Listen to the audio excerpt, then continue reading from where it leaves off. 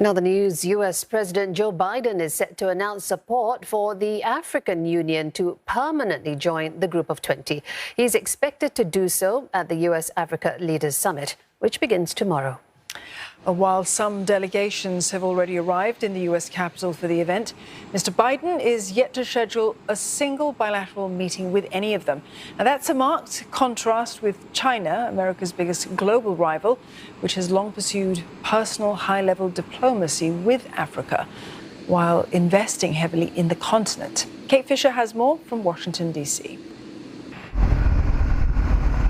The construction of this expressway in Uganda is just one of a myriad of African infrastructure projects being driven by financing from China. China is the continent's largest provider of foreign direct investment, roughly double the level of the US, supporting hundreds of thousands of African jobs.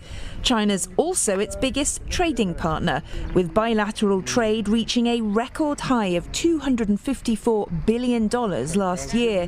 The US recorded just $64 billion. The US should be able to compete with China on loans, for instance. It should not be the purview only of China. The US has institutions such as the US Exim Export and Import Bank. There is an institution called the Development Finance Corporation. There's an initiative called Prosper Africa. There's an initiative called Power Africa. All those institutions should be revamped. It's time that every entrepreneur in Africa also know what DFC, which is the Development Finance Corporation, is. The US's biggest global rival is also on a diplomatic offensive on the continent.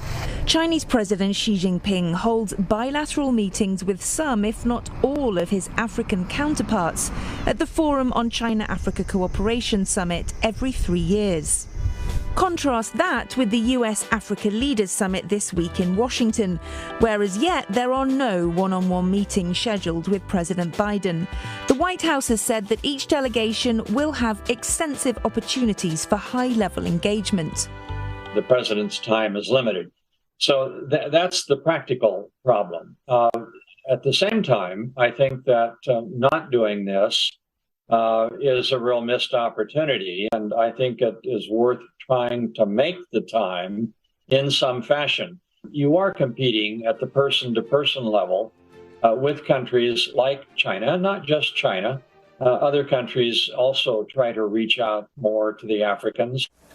Thank you. In a signal that the Biden administration has heard Africa's concerns, Secretary of State Antony Blinken launched the new U.S. strategy towards Sub-Saharan Africa in South Africa, one of Washington's fiercest critics on the continent.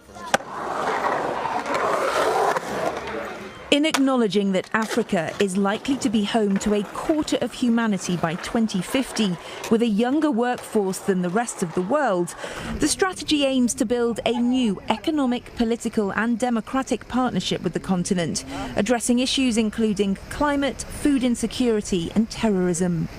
Other high-level US officials, including US Ambassador to the United Nations Linda Thomas-Greenfield and US Agency for International Development Administrator Samantha Power, have visited different African countries earlier this year. Please have a seat. But President Biden is yet to visit Sub-Saharan Africa and has met with fewer African heads of state than either President Obama or President Trump at this same point in their tenures. President Biden has made it clear that his foreign policy focus is the Indo-Pacific. Yet by paying less attention to other parts of the world, his administration may end up bolstering China's global influence. Kate Fisher, CNA, Washington.